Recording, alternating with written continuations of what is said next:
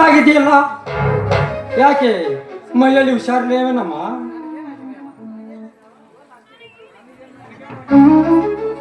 ಅಣ್ಣ ನನಗೇನಾಗಿಲ್ಲಣ್ಣ, ಸ್ವಲ್ಪ ತಲೆನೋವು ಬಂತು, ಅಣ್ಣ ನೆನಪಾಯ್ತು, ಅದಕ್ಕೆ ಮೂರ್ಛೆ ಬಂದಂತೆ ಆಯ್ತಣ್ಣ.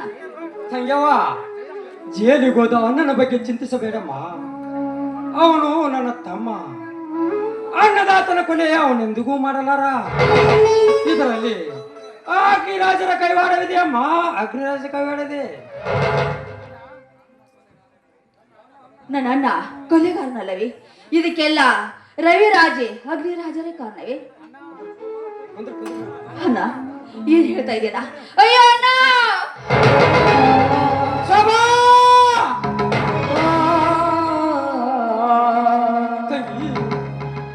ಶೋಭಾ, ಏನಾಗಿದೆ ಅಮ್ಮ ನಿನಗೆ? ಬೇಗ ಹೋಗಿ ಡಾಕ್ಟರ್ ಕರೆದುಕೊಂಡು ಬರ್ತೇನೆ ಬಾ.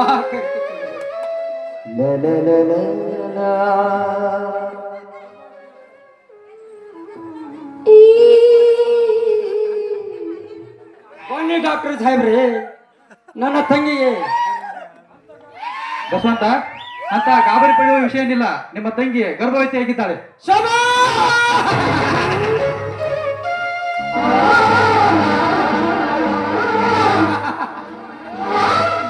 ನನ್ನ ತಂಗಿ ಈಗ ಗರ್ಭವತಿ. ಎಲೆ ಚಾಯಿ,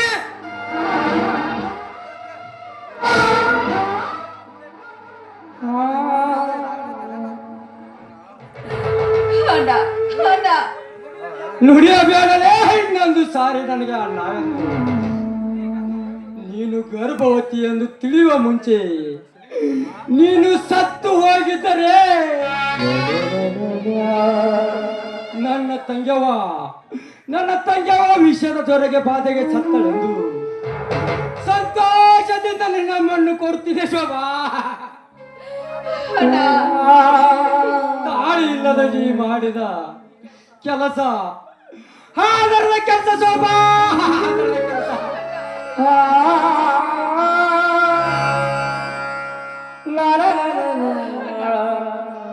ಹಿಂದೆ ಸತ್ತು ಹೋದನವ್ವ ನಿನ್ನ ಪಾಲಿಗೆ.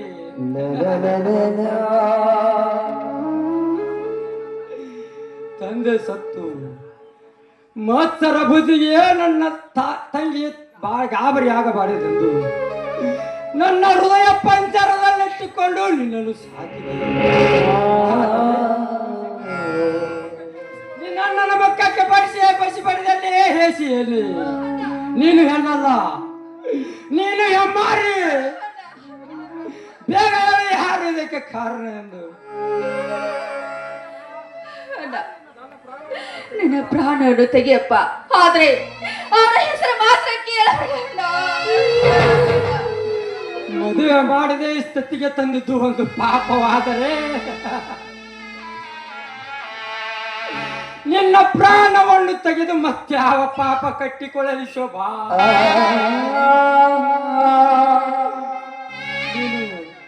ನೀನು ಅಣ್ಣನ ಮುಂದೆ ಅಂತ ಹೇಸಿ ಕೆಲಸ ಮಾಡೋದಕ್ಕಿಂತ ಮುಂಚೆ ನನಗೆ ಒಂದೇ ಒಂದು ದೊಡ್ಡ ವಿಷ ಹಾಕಿ ಕೊಲ್ಲಬೇಕಿತ್ತಮ್ಮ. ನಾನು ಸಂತೋಷದಿಂದ ಸಾಹಿತ್ಯದ ಶೋಭಾ.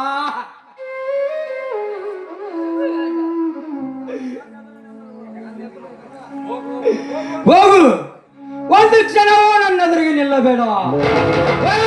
ಶೋಭಾ, ಹೊರಟು ಹೋಗು. ದಾರಿ ತಪ್ಪಿದ ಈ ನಿನ್ನ ತಂಗಿಗೆ ಇದೊಂದೇ ಒಂದು ಸಲ ದಾರಿ ತೋರಿಸಣ್ಣ. ಮುಳ್ಳಿಗೆ ಎಸೆಯಬೇಡ ನಾನಿನ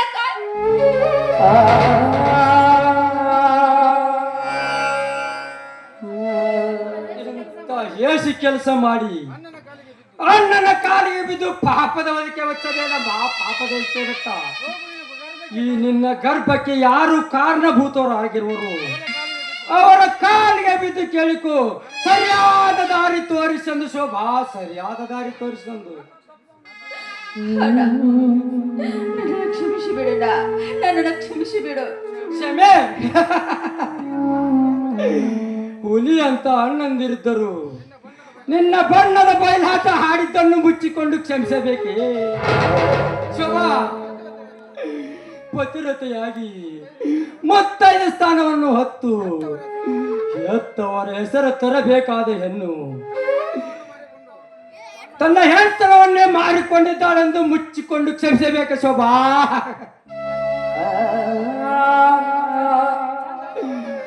ತಂಗಿ ಚಂದಾದ ಹೊರನ ಕೈ ಹಿಡಿದು ಮುಡಿದ ಮಲ್ಲಿಗೆ ಹೊತ್ತು ಬೆಳ್ಳು ಸರ್ದಾರನ ಕೈ ಹಿಡಿದಬೇಕಾದ ಹೆಣ್ಣು ಈ ಬಿಡಾರಿ ಆಚಾರದೊಂದು ಕ್ಷಮಿಸಬೇಕೆ?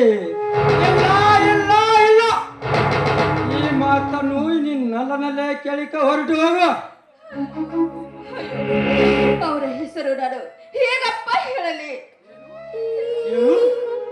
ಗರ್ಭಕ್ಕೆ ಕಾರಣದ ಹೆಸರನ್ನು ಹೇಳಕ್ಕೆ ನೀನು ನಾಚಿಕೆ ಪಡಬೇಕಾದರೆ ಈ ನಾಡಿನಿಗೆ ಸಿಂಹರಾಗಿ ಮೆರೆಯುತ್ತಿರುವ ನನ್ನ ನರಸಿಂಹನ ಗತಿ ಏನಮ್ಮ?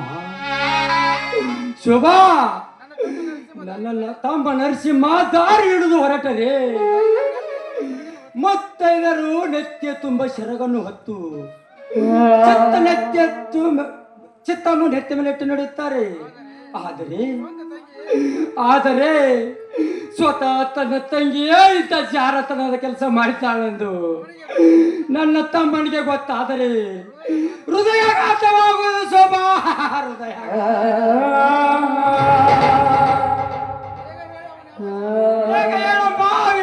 ಚಾಂಡಾಲ ಎಂದು ಇಬ್ಬರು ಮನಸ್ಸು ಒಂದಾಗಿ ಪ್ರೀತಿ ಮಾಡಿದಿವಿ. ಇದೊಂದು ಸಲ ಕ್ಷಮಿಸಣ್ಣ, ಕ್ಷಮಿಸು. ಬೇರೆ ಯಾರು ಅಲ್ಲಣ್ಣ, ಬೇರೆ ಯಾರು ಅಲ್ಲ, ಅವನೇ ರವಿರಾಜಣ್ಣ.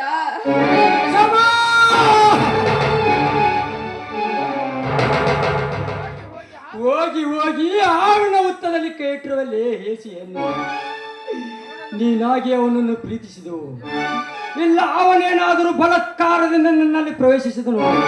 ಹಾಗಿದ್ದರೆ ಹೇಳೀಗ ಈ ವಿಷಯ ನನ್ನ ತಮ್ಮ ನರಸಿಂಹನಿಗೆ ತಿಳಿಯುವ ಮುಂಚೆ ಅವನನ್ನು ರಕ್ತದ ಒಳಗಡೆ ಆಡಿಬಿಡ್ತೀನಿ. ಬೇಡ, ನಮ್ಮಿಬ್ಬರ ಮನಸ್ಸು ಒಂದಾಗಿ ಪ್ರೀತಿ ಮಾಡಿದ್ದೇವೆ. ದಯವಿಟ್ಟು ಇದೊಂದೇ ಸಲ ನಿನ್ನ ತಂಗಿ ನನಗೆ ಕ್ಷಮಿಸಿ ಬಿಡಣ್ಣ, ಕ್ಷಮಿಸಿ ಬಿಡು. ಈ ನೀನು ಮಾಡಿದ ಕೆಲಸ ನೋಡಿ ನಾನು ಕ್ಷಮಿಸಿದ ಶಕ್ತಿಯನ್ನು ಕಳೆದುಕೊಂಡಿದ್ದೇನಮ್ಮ, ಕ್ಷಮಿಸುವ ಶಕ್ತಿಯನ್ನು ಕಳೆದುಕೊಂಡಿದ್ದೇನೆ. ಈ ನಿನ್ನ ಗರ್ಭಕ್ಕೆ ಅಗ್ನಿರಾಜರೇ ರವಿರಾಜರ ಕಾರಣವೆಂದರೆ ಏನು ಮಾಡಲಿ ಅಂತ ಸಹಿಸಿಕೊಳ್ಳಲಿ.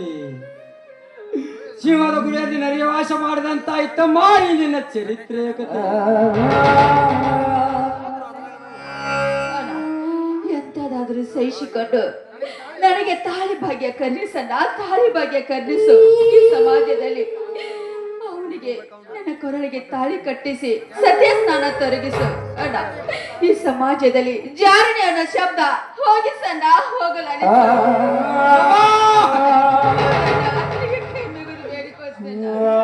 ಜಾರನೆಯ ಶಬ್ದ ಹೋಗಬೇಕಾದರೆ ಹುಣ್ಣಾದ ಕಲೆಯನ್ನು ತೆಗೆಯಲು ಕಾಲನ್ನೇ ಕತ್ತರಿಸಿದಂತ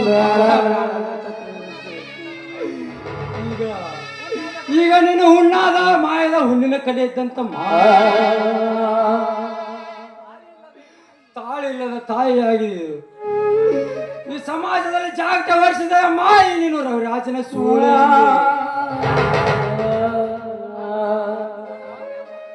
ಅಣ್ಣ ಏನಿದೆಲ್ಲ ಇವಳು ರವಿರಾಜನ ಸೂಳೆ ಎಂದು?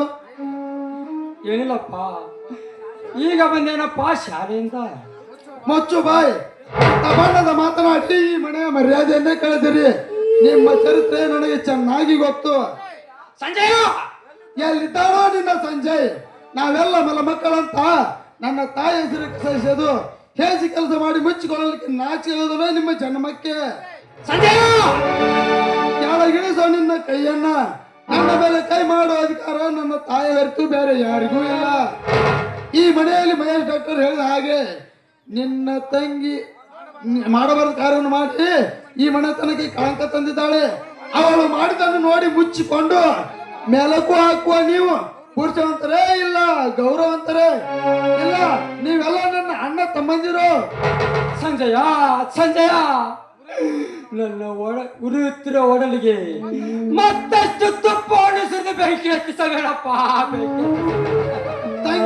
ತಂಗಿಗೆ ತಾಯಿ ಕಾಡ್ತಾಳೆ ಅಂತ ನನ್ನ ತಾಯಿ ಮೇಲೆ ಕೈ ಮಾಡಿ ಬಂದಿರುವಲ್ಲ, ಇದೇನಾ ನಿನ್ನ ಪೌರುಷ?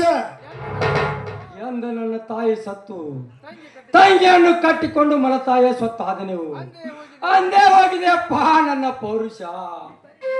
ಈ ದರಿದ್ರ ಹೆಣ್ಣು ನಮ್ಮೆಲ್ಲ ಕಣ್ಣಿಗೆ ಮಣ್ಣೆರಿಚಿ ಮನೆತನಕ್ಕೆ ಬೇಡ ಆದಳು. ನಮ್ಮ ಕಣ್ಣಲ್ಲೇ ಮಣ್ಣು ತೂರಿ ಬಿಟ್ಟಳು. ಅದಕ್ಕೆ ಈ ಹೆಣ್ಣು ಈ ಮನೆತನಕ್ಕೆ ಬೇಡ ಆದ ಹೆಣ್ಣು ಈ ಬರದ ಭೂಮಿಯಲ್ಲಿ ಬರದಪ್ಪ. ಇವಳು ಸಾಯದ ಮೇಲೆ ಸಂಡೆಯ ಸಾಯದ ಮೇಲೆ ನೀನು ಇವಳ ಪ್ರಾಣ ತೆಗೆಯುವುದು ಈ ಮನೆಯಲ್ಲ, ಸುಡುಗಾಡೆಂಬ ಸ್ವಂತ ಸ್ಥಳದಲ್ಲಿ. ಯಾಕೆಂದರೆ ನನ್ನ ತಾಯಿ ನಿಮಗೆ ಮಲತಾಯಿಯಾಗಿ ತಂದೆ ಕೈ ಹಿಡಿದು ಈ ಮನೆಗೆ ಬರಬೇಕಾದರೆ ಈ ಮನೆ ನನ್ನ ತಾಯಿ ಹೆಸರಿಗೆ ಬರೆದಿದ್ದಾನೆ ಅಂದಾಗ ಈ ಮನೆ ನನ್ನದು. ಇಲ್ಲಿ ನಿಮಗೆ ಅವಕಾಶವಿಲ್ಲ. ದಾಟಿರಿ ಮೊದಲು, ಗಂಟು ಮುಟ್ಟಿ ಕಟ್ಟಿಕೊಂಡು ದಾಟ್ರಿ ಮೊದಲು ಮನೆಯಿಂದ ಆಚೆಗೆ.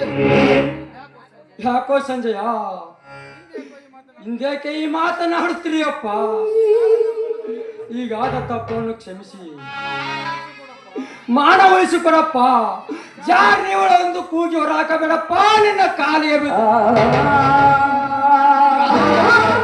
ಕಾಲಿಗೆ ಬಿದ್ದರೂ ಕರ್ಣ ತರುವಲ್ಲ ಈ ಸಂಜಯ್. ನನಗೆ ನನ್ನ ಮರ್ಯಾದೆನೇ ಮುಖ್ಯ. ತಂದೆ ಕುರಿತು ಆಸ್ತಿ ಬೇರೆ ಮಾಡಿ ಸತ್ತಿರುವಾಗ ನಿನ್ನಿಂದ ಭಾಗ ತೆಗೆದುಕೊಳ್ಳೋದು ನನಗೆ ಅವಶ್ಯವಿಲ್ಲ. ನಿಮ್ಮ ದಾರಿ ನಿಮಗೆ, ನನ್ನ ದಾರಿ ನನಗೆ. ದಾಟ್ರಿ ಮೊದಲು ಮನೆಯಿಂದ ಆಚೆಗೆ. ಇಲ್ಲದಿದ್ದರೆ ನಾನೇ ಕತ್ತಿಗೆ ಕೈ ಹಾಕಿ ತೊಳೆದಿತ್ತು ನಿಮ್ಮನ್ನು. ಹೋಗ್ತೀನಪ್ಪ ಸಂಜಯ, ಹೋಗ್ತೀನಿ. ತಂದೆ ಸತ್ತು ಮಾಡಿ ಪಾಪ ಒಂದಾದರೆ ತಂಗಿ ಮಾಡಿದ ಪಾಪ ಇನ್ನೊಂದಾಗಿ ಹೋಗಿದೆ. ಈ ತಪ್ಪನ್ನು ಒಪ್ಪಿಕೊಂಡು ಬಹಳ ಸಾಕ್ಷಿ ನ್ಯಾಯದಿಂದ ಯುದ್ಧವನ್ನು ಗೆಲ್ಲಲೇಬೇಕು. ಇರದಿದ್ರೆ ಈ ಸಮುದ್ರದ ಭರತ ಖಂಡದಲ್ಲಿ ಗರತೆರೆ ಶಾಪದ ಸುರಿಮಳೆಯಾಗಿ ಕೋಪದ ಪಾಪ ಹೆಚ್ಚಾಗಿ ಭೂಕಂಪ ಎಂಬ ಸಂಭಾಷಣೆಯಲ್ಲಿ ಬಿರುದು ನಮ್ಮನ್ನು ನಂದಿಸಿಕೊಂಡು ಬಿಡುತ್ತಾಳಪ್ಪ, ನಂದಿಸಿಕೊಂಡು ಬಿಡುತ್ತಾಳೆ. ತಂಗಿ ಶೋಭಾ, ಬಾ ನಮ್ಮ ಹೊರಟು ಹೋಗೋಣ ಎಲ್ಲಾದರೂ. ನನ್ನಿಂದ ನಿನಗೆ ಏನು ತೊಂದರೆ ಆಗಿಲ್ಲಮ್ಮ. ನಿತ್ಯ ಸತ್ಯವನ್ನು ಮೆಚ್ಚಿಕೊಂಡು ನಡೆದಿದ್ದರೆ ನಿಜವಾಗಿಯೇ ನಿನಗೆ ತಾಳೆ ಭಾಗ್ಯ ದೊರಕಲಿ. ಇರದಿದ್ದರೆ ಶೋಭಾ ತಂಗವ ನಿನಗೆ ಸೂರ್ಯ ಎಂಬ ಪಟ್ಟ ನಿತ್ಯವಾಗಿ ಬಾರಮ್ಮ. ದೂರ ವಿಶಾಲವಾಗಿದೆ ಜಗತ್ತು. ಎಲ್ಲರೂ ಹೊರಟು ಹೋಗೋಣ ಬಾರಮ್ಮ, ಹೊರಟು ಹೋಗೋಣ. ಈ ಬಾಳಲಿ ಶಾಂತಿಯಲ್ಲಿದೆ, ಈ ಬಾಳಲಿ ಶಾಂತಿಯಲ್ಲಿದೆ, ಬಿರುಗಾಳಿಯೇ ಬೀಸಿದೆ.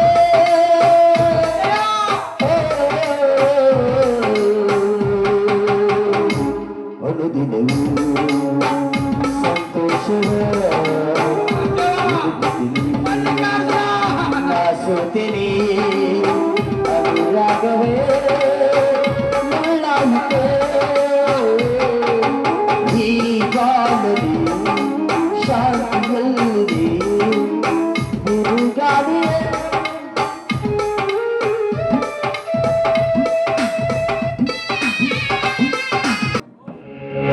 ಬನ್ನಿ ಬನ್ನಿ ಸೌಕರ್ಯ ಕುಳಿತುಕೊಳ್ಳಿ. ಪೊಲೀಸ್ ಸ್ಟೇಷನ್ ನಂದಾಗಿರುವಾಗ ಕುಳಿತುಕೊಂಡು ಮಾತನಾಡೋ ಅವಶ್ಯಕತೆ ನನಗಿಲ್ಲ. ಆಯ್ತು, ಮತ್ತೇನು ಸಮಾಚಾರ ತಂದಿರಿ? ಸಮಾಚಾರ ಬಂಡಿ ಅನ್ನ ತಿಂದು ಬಕಾಸೂರನಂತೆ ದೇಹ ಬೆಳೆಸಿಕೊಂಡು ಜೈಲಿನಲ್ಲಿ ಮೆರೀತಿದ್ದಾನಲ್ಲ ನರ್ಷ, ಅವನಿಗೆ ಏನು ಶಿಕ್ಷೆ ಕೊಟ್ಟಿದ್ದೆ ನಿನ್ನ ಡಿಪಾರ್ಟ್ಮೆಂಟು? ಆಗಲ್ಲ ಶ್ರೀಮಂತರ, ಇವನು ಮಾಡಿದ ಕೊಲೆ ಬಗ್ಗೆ ಸರಿಯಾಗಿ ತನಕ್ಕೆ ಸಿಒಡಿಗೆ ತಿಳಿಸಲಾಗಿದೆ. ನಾವು ಸರಿಯಾದ ಸಾಕ್ಷಿ ಬಗ್ಗೆ ಹುಡುಕಾಡುತ್ತಿದ್ದೇವೆ. ಮುಚ್ಚ್ರಿ ಬಾಯಿನ. ಸರ್ಕಾರದ ಹಣ ಹಾಕಿ ಸುಮ್ನೆ ನಿಮ್ ಸ್ಟೇಷನ್ ಕೈ ಹಚ್ಚಿಲ್ಲ. ಸ್ವತಃ ಇವನೇ ಕೊಲೆ ಮಾಡಿದಾನೆಂದು ನನ್ನ ಕಣ್ಣಾರೆ ನೋಡಿರುವಾಗ ಈ ವಿಷಯ ಸಿಒಡಿ ಅವರಿಗೆ ತಿಳಿಸಬೇಕು. ಆಗಲ್ಲ ತಾವು. ಸಾಕು ಮಾಡಿ ನಿಮ್ಮ ನಾಟಕವನ್ನು. ಮರ್ಯಾದೆಯಿಂದ ಅವನ ಮೈ ಮೇಲಿನ ಬಟ್ಟೆ ಬಿಚ್ಚಿ ಚರ್ಮ ಸುಲಿದು ಕಬೂಲಾತಿ ಮಾಡಿದ್ದರೆ ನಿಮ್ಮ ಮೇಲೆ ನಾನೇ ಆಕ್ಷನ್ ತೆಗೆದುಕೊಳ್ಳಬೇಕಾಗುತ್ತದೆ. ನರಸಿಂಹನನ್ನು ಹೊರಗೆ ತನ್ನಿ.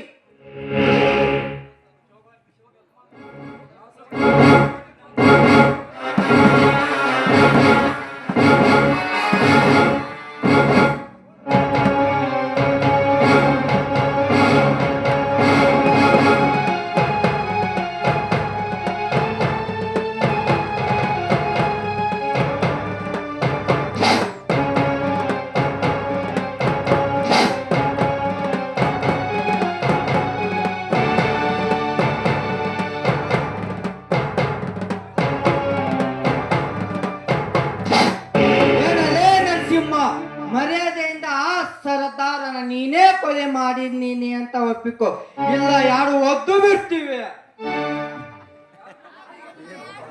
ಯಾರಿಗೆ ಬೂಟಿ ಏಟು ಹಾಕ್ತೀವಿ ಇನ್ಸ್ಪೆಕ್ಟರ್? ಆ ಸರ್ದಾರನನ್ನು ನಾನೇ ಕೊಲೆ ಮಾಡಿದ್ದೇನೆಂದು ಯಾವ ಮುಂಡೆ ಮಗ ಹೇಳ್ತಾನೆ? ನಾನೇ ಹೇಳ್ತಾ ಇದ್ದೀನಿ ಮಗನ. ಹಾಗಾದರೆ ನೀನ್ ನಿಮ್ಮ ಅಪ್ಪನ ರಕ್ತ ಕುಟ್ಟಿದ ಮಗನೇ ಅಲ್ಲ. ಏನಿಸು? ಇನ್ನೊಂದು ಸಾರಿ ಅಗ್ನಿರಾಜನ ಹೆಸರು ಕೇಳಿ ಕೂಗಿದ್ರೆ ನಿನ್ನ ಚಂಡವನ್ನು ಚಂಡಾಡಲೇಬೇಕು. ಇನ್ನೊಂದು ಸಾರಿ ಈ ನರಸಿಂಹನ ಹೆಸರು ಎತ್ತಿದ ನಿನ್ನ ನಾಲಿಗೆಯನ್ನು ಕತ್ತರಿಸಿ ಈ ಲಂಚ ಕೋರನ ಕೈಯಲ್ಲಿ ಕೊಡ್ತೀನಿ. ಅಚ್ಚರ ನನಗೆ ಆಚಾರ. ತುಸು ನೀರಿಗೂ ಸಹ ಉಸಿರು ಬಿಡದೆ ಮಸನದ ಹಾಲು ಹಿಡಿಯುತ್ತಿರುವ ನಿನ್ನಿಂದ ಆ ಬಲವಾದ ತಾಕತ್ತು. ಆ ಬಲ ನಿನ್ನಲ್ಲಿದ್ರ ಪರಾರಿ ಆಗೋ ಮಗನ ನೋಡೋಣ. ಗೌಡ, ಕಾನೂನನ್ನೇ ಕೈಗೆತ್ತಿಕೊಂಡು ಹೇಡಿಯಾಗಿ ತಪ್ಪಿಸಿಕೊಂಡು ಓಡಿ ಹೋಗುವಂತವನಲ್ಲ ಈ ನರಸಿಂಹ. ಸತ್ಯಕ್ಕಾಗಿ ಪ್ರಾಣವನ್ನೇ ತ್ಯಾಗ ಮಾಡಿ ಇಲ್ಲಿವರೆಗೆ ಜೈಲು ಶಿಕ್ಷೆ ಅನುಭವಿಸಿದ ಬಸವಂತನ ತಮ್ಮ ನರಸಿಂಹ.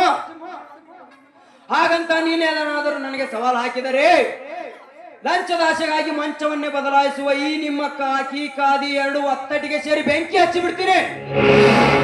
ಇನ್ಸ್ಪೆಕ್ಟರ್, ಈ ರೌಡಿಗೆ ಬಾಯಿಗೆ ಬಂದಂತೆ ಬಗೊಳ್ತಿದ್ದರು, ಹಾಗೆ ಸುಮ್ಮನೆ ನೋಡ್ಕೊಂಡು ನಿಂತಿದ್ದೆಲ್ಲ. ಹಾಕ್ಲೇ ಇವನಿಗೆ ಬರ್ಮದೇನದು? ನಿತ್ಯ ಸತ್ತಕ್ಕೆ ತಿಳಿಯುವ ನನಗೆ ಹೊರಟಿಯ?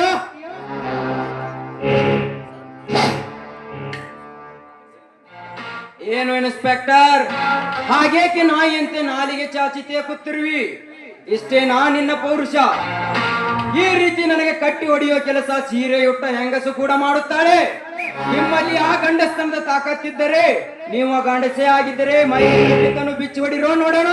ನಿಮ್ಮನ್ನ ಎತ್ತರಾನೇ ನೆಕ್ಕಿ ಬಿಡ್ತೀನಿ. ನಿತ್ಯ ಸತ್ತಕ್ಕೆ ದುಡಿಯುವ ನನಗೆ ಹೊರಟಿಯ?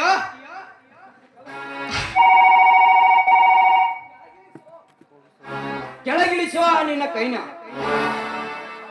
ಏನು ಇನ್ಸ್ಪೆಕ್ಟರ್, ಹಾಡುವಾಗಲೇ 12 ಗಂಟೆಗೆ ಸತ್ಯಭಾಮೆಯ ಕೊಲೆಯಾದಾಗ ಎಲ್ಲಿ ಹೋಗಿತ್ತು ನಿನ್ನ ಸತ್ಯನಿತ್ಯ? ಹೊತ್ತು ಹೊಂಟರೆ ನಿನ್ನ ಠಾಣೆಯ ಮುಂದೆ ಕಳ್ಳ ಮಾಲು ಸಾಗುತ್ತಿರುವುದನ್ನು ನೋಡಿ ಹೀಗೆ ನಾಯಿಯಂತೆ ಕುಳಿತಿರುವೆಲ್ಲ, ಎಲ್ಲಿದೆ ನಿನ್ನ ಸತ್ಯನಿತ್ಯ? ಮಟಕ ಮಕ್ಕಳನ್ನೇ ಬೆನ್ನಿಗೆತ್ತಿಕೊಂಡು ಈ ರೀತಿ ನಾಯಿಯಂತೆ ತಿರುಗುತ್ತಿರುವೆಯಲ್ಲ, ಎಲ್ಲಿದೆ ನಿನ್ನ ಸತ್ಯನಿತ್ಯ?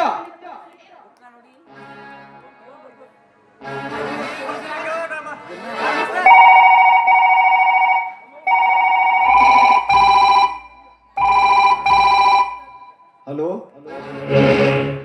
ಏನು ನನ್ನ ಹತ್ತಿ ಗೋಡೌನ್ಗೆ ಬೆಂಕಿ ಇಟ್ಟಿದ್ದಾರಾ? ಬೇಗನೆ ಬನ್ನಿ, ಹೋಗೋಣ. ಇವರನ್ನು ಒಳಗಡೆ ಕರ್ಕೊಂಡು ಹೋಗಿ ಬೀಗ ಬಂದ ಹಾಕಿದಿ, ನಾ ಬರ್ತೀನಿ. ಅವನ ಮಾಡ್ಕೋ ಅಂತ ಅವ್ರ